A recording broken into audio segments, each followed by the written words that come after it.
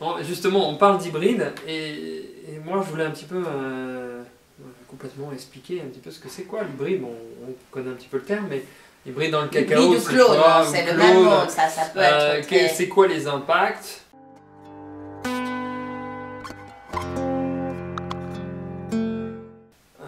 Les avantages, les inconvénients, parce que c'est vrai que les personnes pensent que les fèves de cacao, voilà, ça vient, soit on fait une greffe, soit on plante les graines, et aujourd'hui il n'y a pas que ça, il y a bien sûr les hybrides contre les maladies qui se font dans certains pays, etc.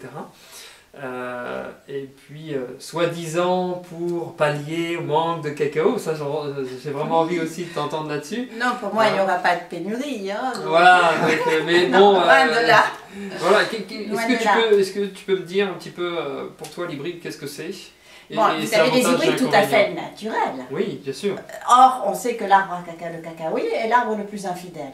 Donc, vous pouvez avoir sur un même pied différentes cabosses. Dans les différentes cabosses, vous avez différentes couleurs de fèves.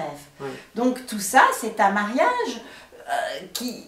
On ne le comprend pas toujours parce que, par exemple, prenons des noisettes ou des pommes, vous avez différentes variétés. Oui. Mais vous avez toujours la même couleur à l'intérieur, voilà. Donc dans la petite graine de pomme, c'est toujours la petite graine noire. Tandis que dans le cacao, non, il y en a des blanches, des violets clairs, et puis bon, et ça perturbe, mais au fond c'est assez logique. Les autres, il faut des analyses plus poussées pour savoir dire génétiquement, voilà, ce sont des variétés différentes.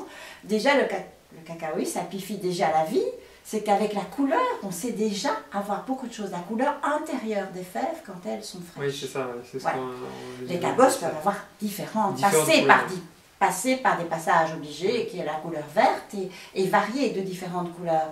Bon, c'est pas, on les répertoire, on sait déjà dire certaines choses, mais de temps en temps, ça peut être trompeur. Une même cabosse rouge peut être des variétés, quand vous les voyez comme ça, tout à fait différentes. Voilà. Donc là, il y a les généticiens qui font les études pour voir qu'est-ce que c'est, qu'est-ce qu'il y avait à l'origine, comment est-ce que ça évolue.